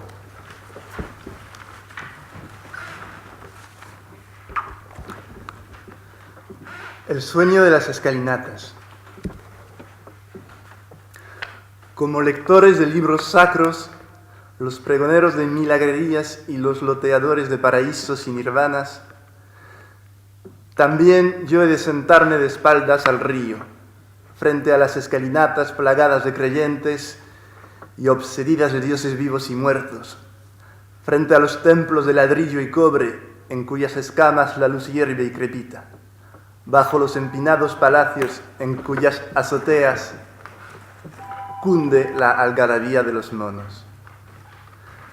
También yo he de llamar a los creyentes para que formen corro en torno mío y me escuchen. Pero no he de leerles milagros de dioses, ni hazañas de héroes, ni amores de príncipes, ni proverbios de sabios, pues respondiendo a lo que viera el ojo, el duro brazo de la cólera arrebató el libro abierto sobre mis rodillas y lo destrozó contra el viento. Y ahora el viento dispersa sus hojas sobre el río, como ahuyenta el huracán a una bandada de pájaros de mal agüero. He repudiado el libro, he abolido los libros, solo quiero ahora la palabra viva e hiriente, que como piedra de honda hienda los pechos y como el vaporoso acero desenvainado sepa hallar el camino de la sangre. Solo quiero el grito que destroce la garganta, deje en el paladar sabor de entraña y calcine los labios profirientes. Solo quiero el lenguaje del que se hace uso en las escalinatas. Pues tengo el designio, oh creyentes, de abrir audiencia aquí sobre las escalinatas, de espaldas al río, frente a los templos y bajo los palacios. Designio de incoar un proceso, el vuestro, de armar un alegato, el vuestro, de reanudar, fomentar y dirimir la más antigua querella, la vuestra. Apelo a vosotros, creyentes. Necesito de vosotros y de todos los seres de condición contradicha. He aquí, pues, mis citaciones a esta audiencia. En primer término cito a los hongos humanos que proliferan sobre las escalinatas o agonizan en ellas, esculturas vivientes, gesticulantes y gimientes que abren avenida hacia la abierta sala de nuestra audiencia. El adolescente epiléptico que hace precipitar el ritmo de las plegarias con su alarido de entusiasmo y su bramar de espanto. El enano que salmodia su irreparable mendicidad bajo el lujo de su enorme turbante amarillo. El paralítico que con sus tablillas ambulatorias remeda sobre la sorda piedra la invitación de las castañuelas a la danza. La leprosa que mendicante, púdica, coqueta, desesperada, exasperada, cierra o hace flotar el vuelo violeta de su manto sobre su desleída carne gris. El niño que pone al sol los coágulos azulencos de sus ojos descompuestos. El hermoso mozo mutilado por sus propios padres para que la muda y nuda plegaria de sus muñones le garantice el pan de cada día. El demente, el sifilítico, el idiota, el varioloso, el pianoso, el tiñoso, el sarnoso, el caratoso, el tuberculoso y toda la horda innumerable de los consuntos. Que vengan aquí, que se acuclillen en primera fila, muy cerca de mí, para que su yerta brasa haga borbollar las palabras en mi pecho hasta que broten de él lenguas de fuego, pues quiero desatar un gran incendio. Doy luego precedencia en mis invitaciones a las gentes que viven un poco más allá de las escalinatas detrás de los templos y los palacios. Las muchachas que acarrean las arenas y reciben en pago de su afán minúsculas hojuelas de estaño. Los vendedores de leños para las piras funerarias, de tierras de colores para los tatuajes de la casta y el rito, de rosarios de sándalo, nueces o vidriería que amansan la ira e inoculan la resignación. Las niñas que venden guirnaldas para adornar las esquivas gargantas del río. Las niñas que venden diminutas almadías de paja con 2 velillas encendidas para ofrendar al río. Los vendedores de tortillas, los vendedores de especias, los vendedores de hojas de betel, los vendedores de buñuelos en que raciman las abejas, los vendedores de pájaros, los vendedores de emplastos, los vendedores de bálsamos y laxantes, los vendedores de ceniza, los vendedores de sal, los vendedores de agua, o delirante confusión de las cosas más nimias y necesarias. Comme les lecteurs de livres saints, les crieurs de légendes miraculeuses, comme ceux qui divisent en parcelles les paradis et les nirvanas, je m'assiérai moi aussi dos au fleuve, face aux grands escaliers infestés de croyants et hantés par les dieux vivants et morts, face aux temples de briques et de cuivre, dans les écailles desquels crépite et bouillit la lumière, au pied des palais altiers où se propage sur les terrasses le vacarme des singes. J'appellerai moi aussi les croyants pour qu'ils forment un cercle autour de moi et qu'ils m'écoutent. Mais je ne leur lirai pas les miracles des dieux, ni les hauts faits des héros, ni les amours des princes, ni les proverbes des sages.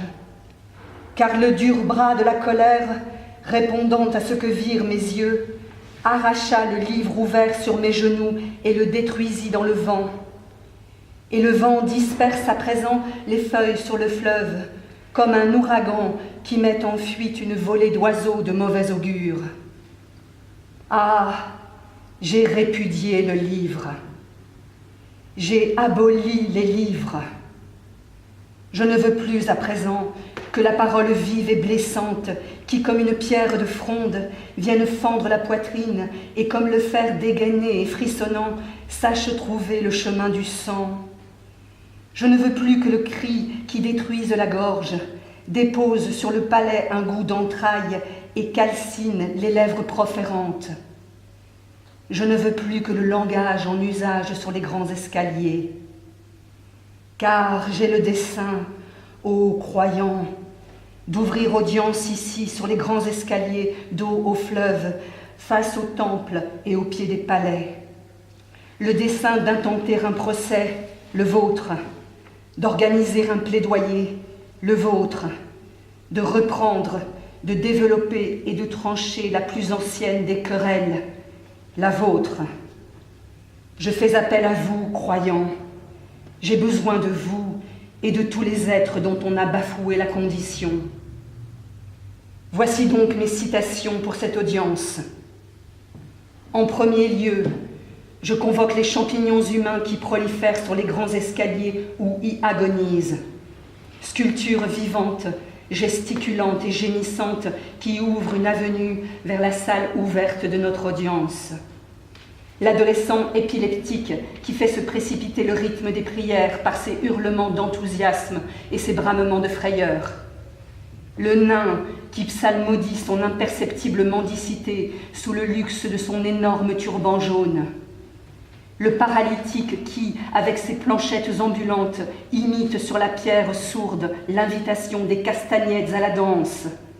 La lépreuse qui, mendiante, pudique, coquette, désespérée, ses souffrances exaspérées, referme ou fait flotter l'ampleur violette de sa mante sur sa chair délavée et grise.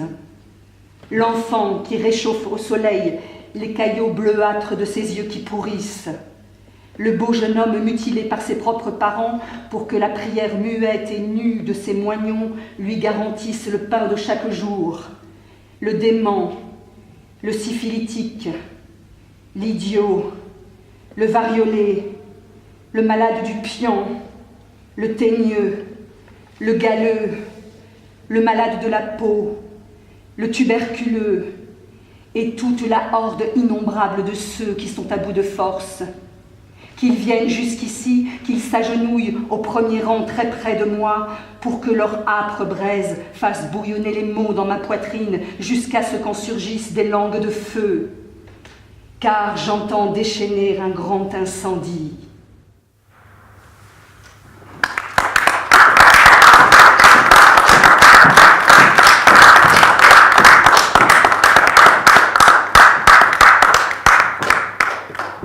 Il ne devrait pas être permis de reprendre la parole après cela, mais voilà. Écoutez, nous avons peut-être quelque chose comme 10 minutes ou un quart d'heure pour une discussion avec vous si vous avez des questions à l'endroit de l'intervention de tout à l'heure et puis de celle que vous venez d'entendre. Moi j'ai une question à Victor Martinez. Par rapport, tu disais les alexandrins espagnols sont en 14 pieds. En 14 oui, là, pieds en espagnol. Donc ce correspond à l'alexandrin, enfin en français c'est 12 pieds. Et de quelle époque? C'est la définition classique de l'alexandrin espagnol, depuis le XVIIe. Enfin, je sais pas, c'est le Moyen-Âge. En fait, je ne suis pas hispaniste. Je ne connais pas bien les repères historiques de la langue, mais c'est ce qu'on appelle l'alexandrin classique en espagnol à 14 pieds. S'il y a des hispanistes dans la salle, ils peuvent confirmer, je pense. Donc en français, ça devrait se traduire par du 12 pieds. Alors ici, on a autre chose. On a du 15 pieds, du 16 pieds, du 17 pieds. Donc il fallait en français faire quelque chose d'aussi difficile du point de vue du souffle.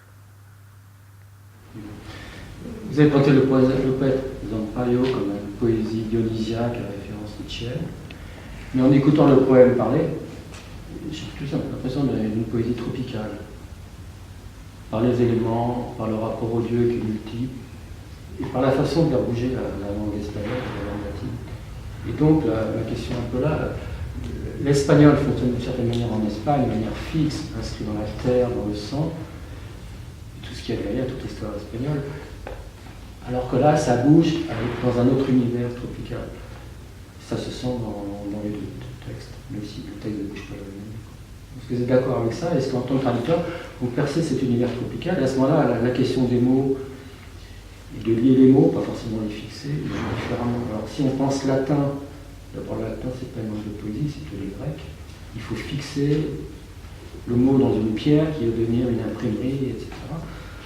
Alors pour dire tropical, je dis ça pour le poète, mais bon, pour le poète. Oui, je trouve c'est une question très, très importante. D'une part, c'est une langue, c'est un espagnol de Colombie, a priori, même s'il y a assez peu d'américanisme quand même, mais c'est effectivement un écrivain, mais pas un écrivain espagnol.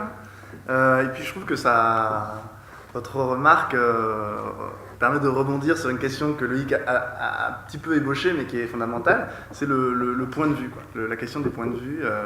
Et Loïc faisait bien de rappeler que Zalamea insiste beaucoup sur la poésie extra-occidentale. Extra-occidentale, et il comprend, après toutes les bêtises parfois qu'on a pu dire sur Saint John Perse, que chez Saint John Perse, il y a quelque chose qui est fondamentalement étranger à la poésie occidentale, quelque chose qui est profondément singulier et qui, moi, m'intéresse justement en tant qu'il échappe complètement au code de la poésie occidentale. Voilà. Et alors, dans Zalamea, je trouve qu'on retrouve un peu cette démesure, qu'on passe aussi à d'autres problématiques, à celle du baroque, par exemple, une problématique intéressante. Est-ce qu'il y aurait une langue, une sorte de paradigme de langue baroque qui serait autre que le classicisme grec, voilà. Mais effectivement, on n'est pas dans le fait de faire bouger les représentations, il faut faire bouger la langue, ça c'est sûr. Est-ce que la langue fonctionne dans notre monde? Peut-être une autre perspective pour pouvoir, si je peux me le permettre, à mon très humble niveau, compléter ce que Olivier Liron vient de vous dire.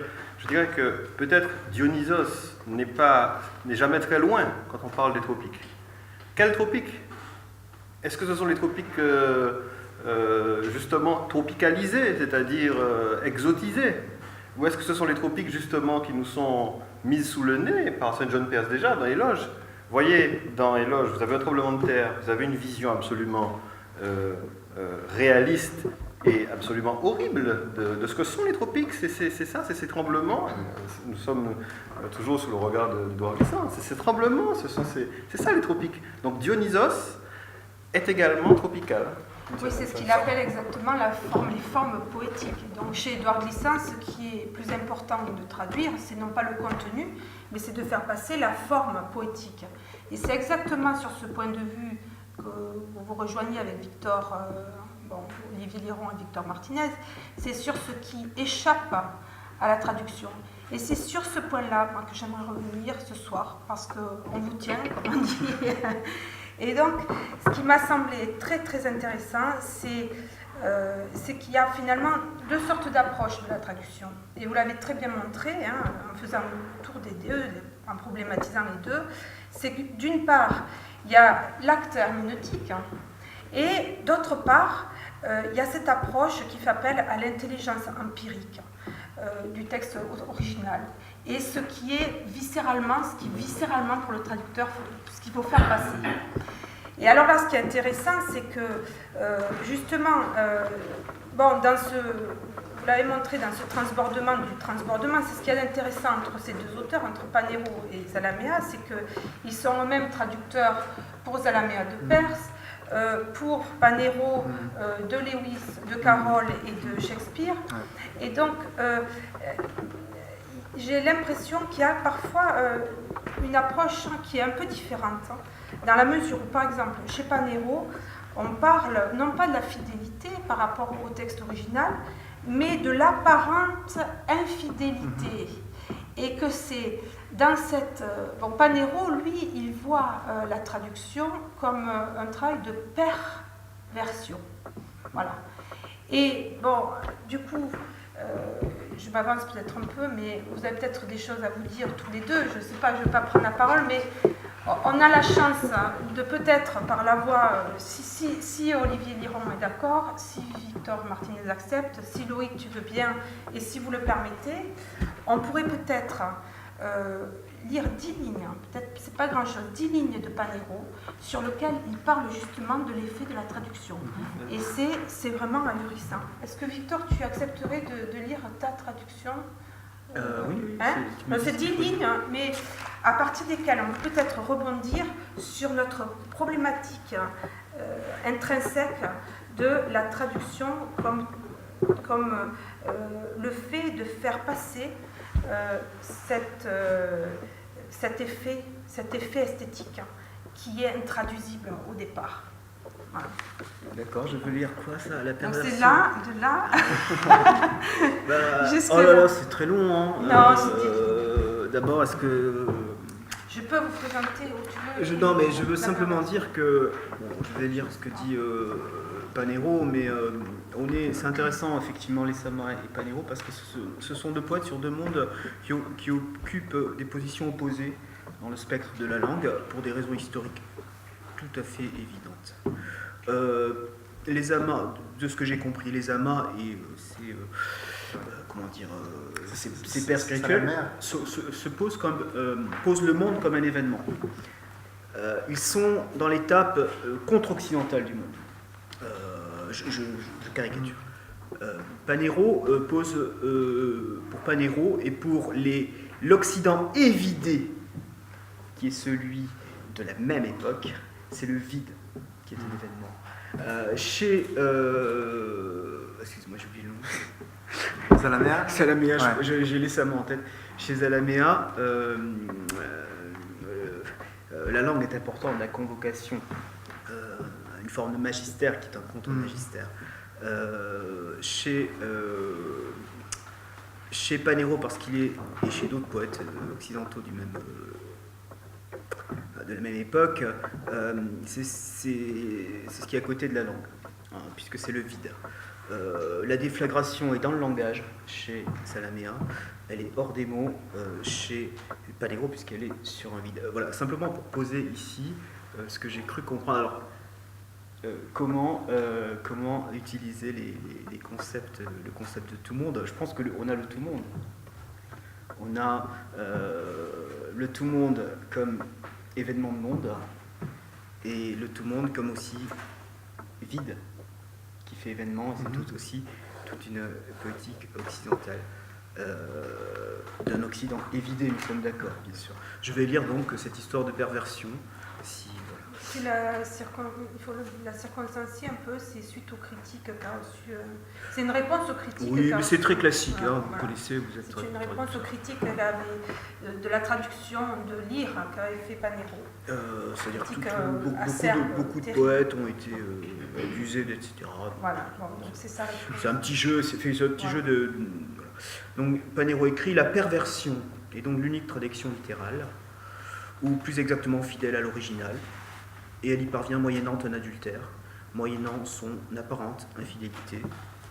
Faisant le tour du texte, le circonscrivant, c'est par ce seul moyen, et non en allant droit sur lui, que l'on parvient à attraper cette rara avis, cet oiseau rare, latin, ou, comme l'alchimie disait, gomme, c'est un terme alchimique, ou cerf fugitif, qui est le sens de l'original.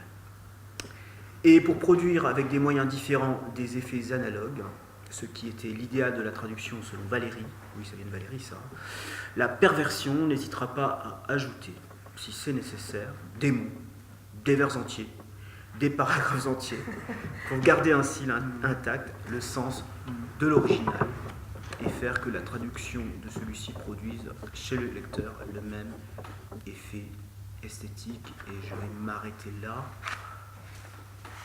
Voilà.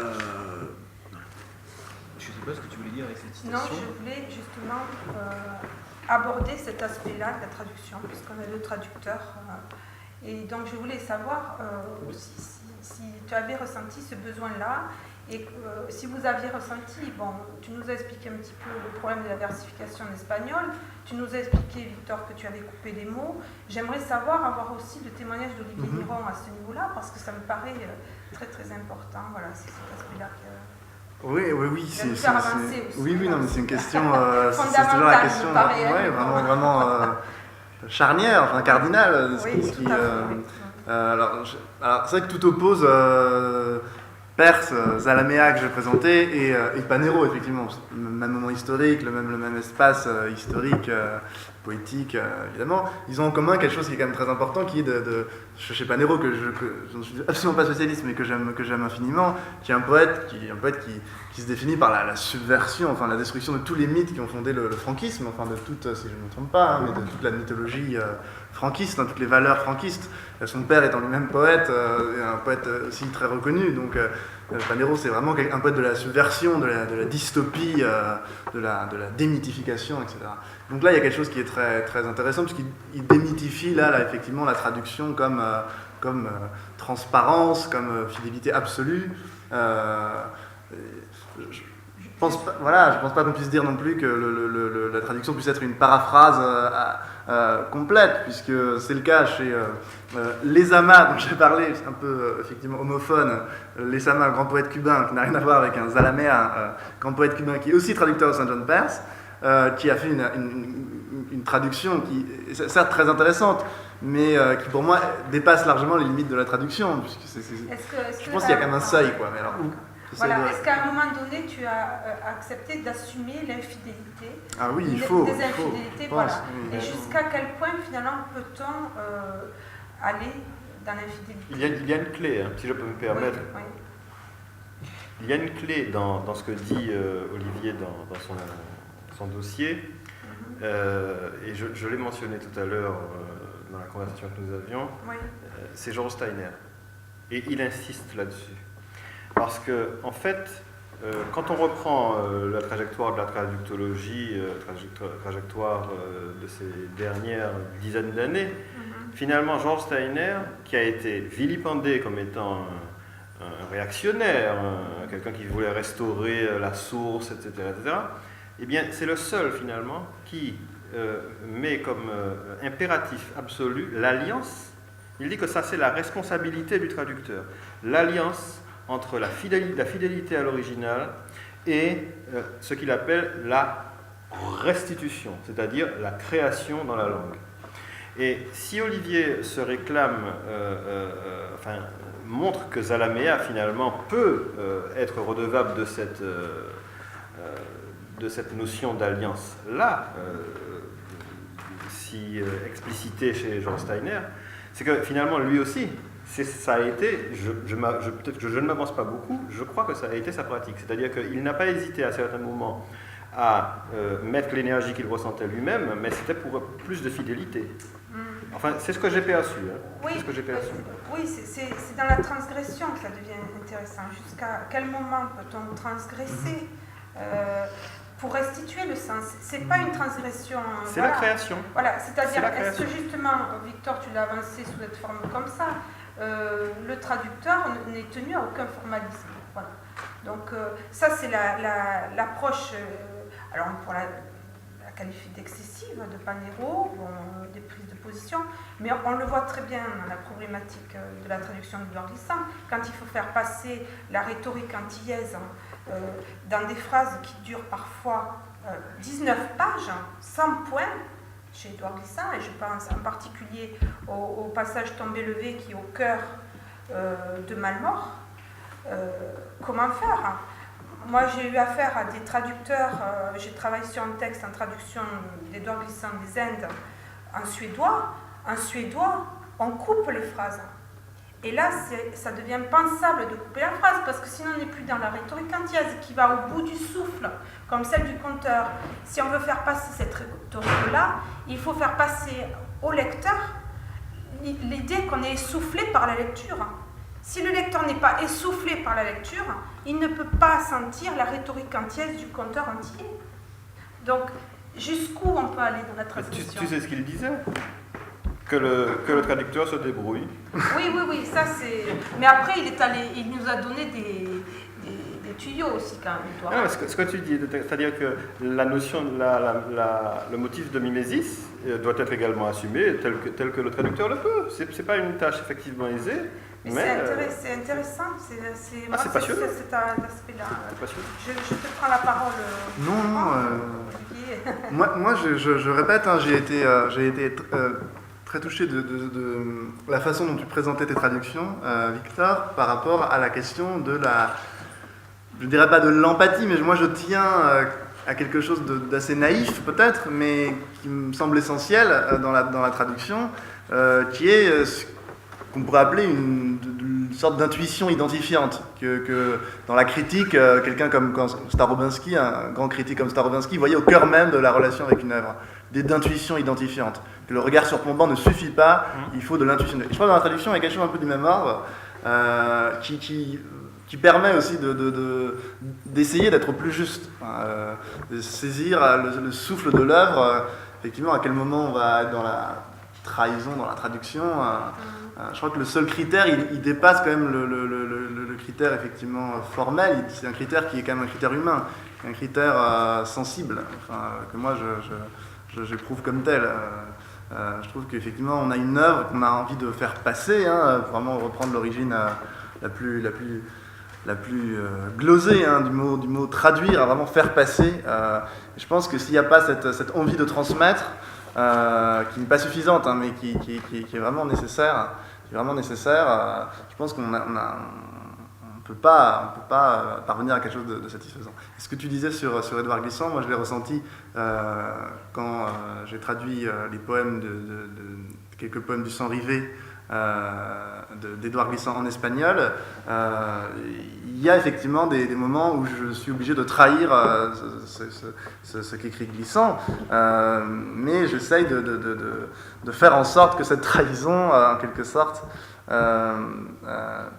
restitue au plus près le souffle tel que moi je le perçois formidable dans l'énonciation glissantienne. Non, mais la transgression, c'est une question politique.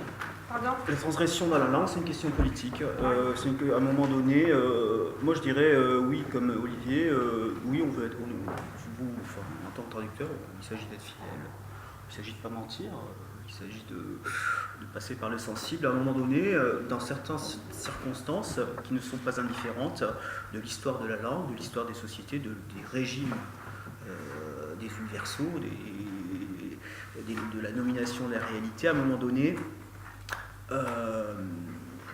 se crée un hiatus entre poétique et herméneutique.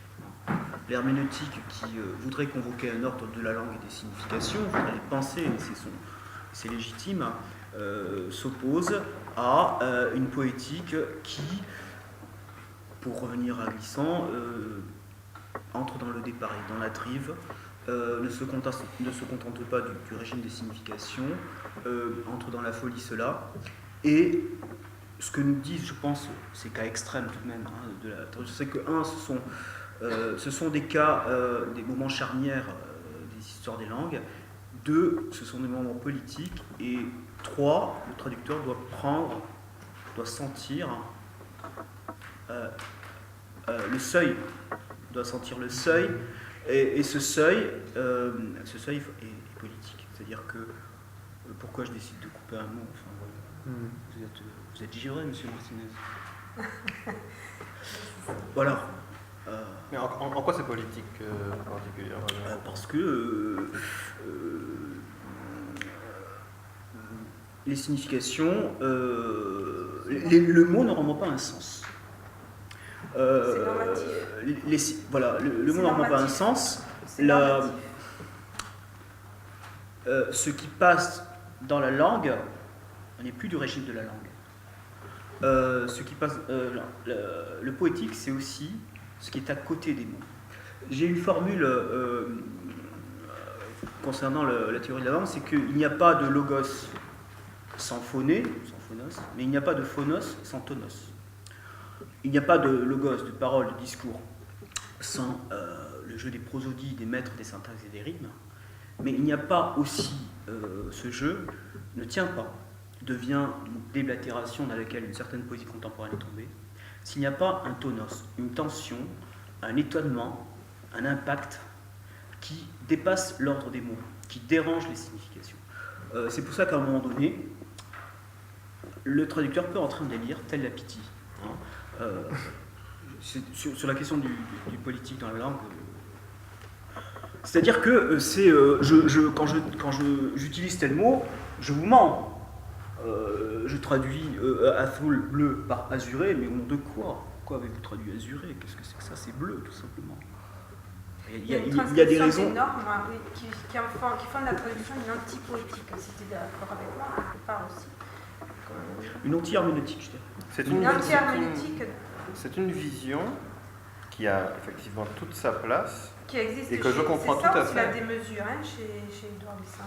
C'est-à-dire que, enfin bon, ça c'est une extension. C'est une remise en question de la norme à travers la poétique. Ce que je disais, c'est que c'est une manière de concevoir le traduire comme qui est très légitime, geste effectivement politique, mais qui se rapporte finalement à une continuation, à mon sens, du paradigme de la subversion constante chez le traducteur.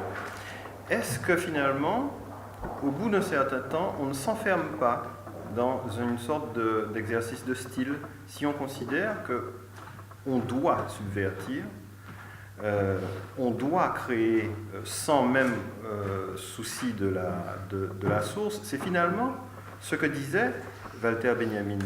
Et j'ai l'impression qu'au bout d'un certain temps, il y a une sorte de claustration du traducteur, des traducteurs, des traductions, si on se fonde uniquement sur cette espèce de primat constant de la subversion. Mais bien sûr que la subversion a toute sa place.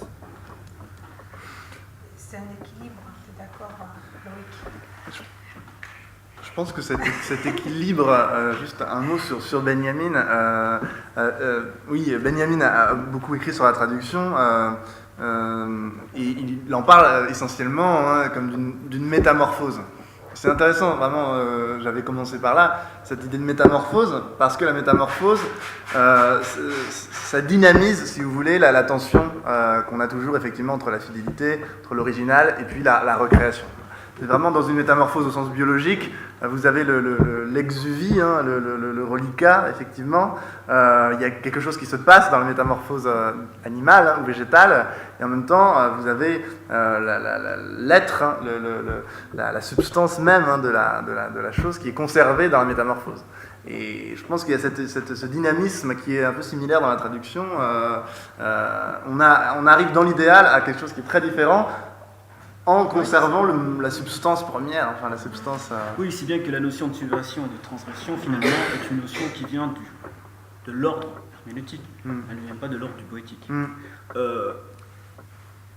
C'est soudain qu'on dit, mais vous êtes subversif, vous êtes transgressif. Alors, le poète peut retourner le stigmate en disant, oui, je suis subversif, ou il peut s'en foutre. C'est vrai que c'est une question, en fait, qui ne nous intéresse pas. Non, mais c'est vrai que c'est une question qui est non, mais c'est une question intéressante politiquement. Qui est passionnante, il y a des voies du traduire qui... mais cela dit... Alors, je vais peut-être la poser autrement, la question, parce que je suis un peu têtue, vous allez d'ailleurs peut-être remarquer. Bon, voilà, alors à quel moment, du coup, dans l'exercice de traduction, dans l'art de la traduction, est-ce qu'on peut être sur le point de passer le seuil qui peut faire sombrer dans la folie? Je vous explique juste, je développe, parce que du coup, on se retrouve dans un dilemme cornélien qui est, est-ce qu'on doit être fidèle au sens, fidèle à l'effet, ou est-ce qu'on doit être fidèle à la langue du texte original, de l'image originale? Alors, l'équilibre, on en parle comme ça, comme si ça allait de soi, mais c'est dur à vivre par moment. Il faut en sortir. Clairement, on parle de la violence, mais... Oui, il faut en sortir, c'est-à-dire qu'à un moment donné, c'est vrai, c'est tout à fait vrai. On peut en sortir. Si on choisit de ne pas se soumettre, encore une fois, à quelque chose qui est plus un motif, on va dire, théorique, qu'autre chose, c'est-à-dire se raconter l'histoire qu'on va devenir fou. Enfin, c'est le seuil de la poétique. C'est-à-dire que je le sais, puisqu'il y a beaucoup de Benjamin chez Glissant. Comme je le disais tout à l'heure. Moi, je ne fais aucune référence sur circonstancie pas. Je pose juste la question en tant que vraiment, viscéralement, comment se vit la traduction. Donc, j'imagine que ça doit se vivre dans un équilibre. Il faut trancher. Le problème, c'est qu'à un moment donné, il faut trancher. Pourquoi c'est une praxis, c'est une pratique. Voilà, je pourrais faire ça. Pourquoi trancher forcément? Non, il y a une prise de risque. C'est pas une question de boucherie. Non, c'est trancher au niveau de la prise de risque. C'est-à-dire, est-ce qu'on va assumer la prise de risque? Est-ce qu'on est sûr que cette prise de risque va faire passer les faits qu'on a soi-même eus. Paz, lui, dit que de toute façon, dans tous les cas, toute lecture est une traduction. Donc on n'arrive jamais à la lecture. Il n'y a pas une traduction parfaite, il n'y a pas une traduction définitive. Mais par contre, il y a un vécu de la traduction qui fait qu'à un moment donné, on décide de publier une traduction, on prend un risque. Est-ce que ce risque, il doit être vécu comme une violence ou est-ce qu'on peut en faire une poétique? C'est-à-dire quelque chose qui...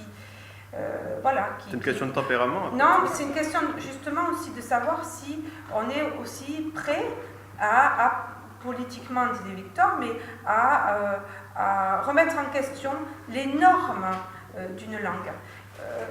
Est-ce que jusqu'à quel point on peut bousculer la langue? Et ça, c'est les mots d'Édouard. Il faut bousculer la langue.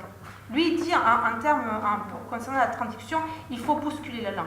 Voilà. Jusqu'à quel point on peut bousculer la langue? C'est ça qui est passionnant, je trouve. Voilà. En tout cas, nous avançons, c'est certain que nous avançons, et la manière d'avancer le mieux, c'est certainement ce genre de discussion, ce qu'on appelle la disputatio. En tout cas, merci infiniment à vous deux pour nous avoir offert ces perspectives, et puis merci à vous tous pour les avoir écoutés. Et puis je vous donne rendez-vous surtout le mois prochain pour la prochaine séance de notre cycle traduction avec, nous aurons beaucoup de chance particulièrement de recevoir Kadim Djihad Hassan, que vous connaissez, qui est certainement l'un des plus grands noms de la traductologie aujourd'hui, l'un des plus grands traducteurs en arabe. Il a traduit un corpus absolument invraisemblable. Et donc il va venir nous parler particulièrement des grands schèmes qu'il a développés dans son livre La part de l'étranger. Voilà. Alors rendez-vous le mois prochain. Merci infiniment à vous. Merci.